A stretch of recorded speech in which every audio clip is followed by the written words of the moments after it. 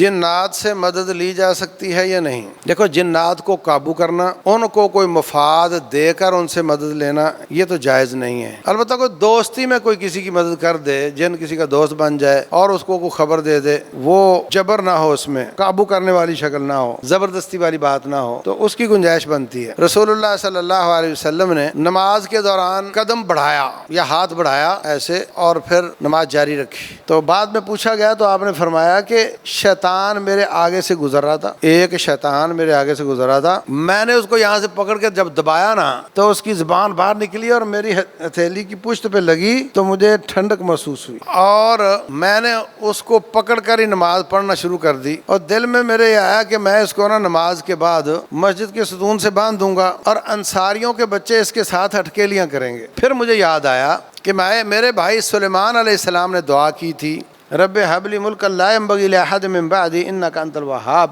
کہ یا اللہ مجھے ایسی بادشاہی دے جو میرے بعد کسی کے پاس نہ ہو۔ تو اگر انہوں نے جن باندھے ہوئے تھے میں بھی باندھ دوں تو پھر تو ان کی دعا کی مخالفت ہو جائے گی، اس لیے میں نے یہ نہیں باندھا اس کو۔ تو باندھنا نہیں جائز، البتہ یہ ہے کہ آپ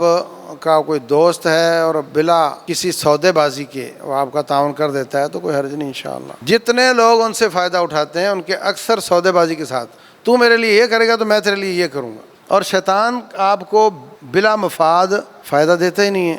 اور اس کا مفاد کیا ہوتا ہے؟ شرک کروانا، رب کی بغاوت کروانا۔ یہی وجہ ہے کہ لوگ کہتے ہیں جی ہم نے کالا سیکھا ہے اب ہم چھوڑ نہیں سکتے، اس لیے کہ شیطان ان کے کام آ چکا ہوتا ہے، اب یہ اس کے کام نہ کریں تو اس کا گلا دبائیں گے وہ، تو وہ کام 100% کفر کی طرف لے جاتا ہے۔ روٹین میں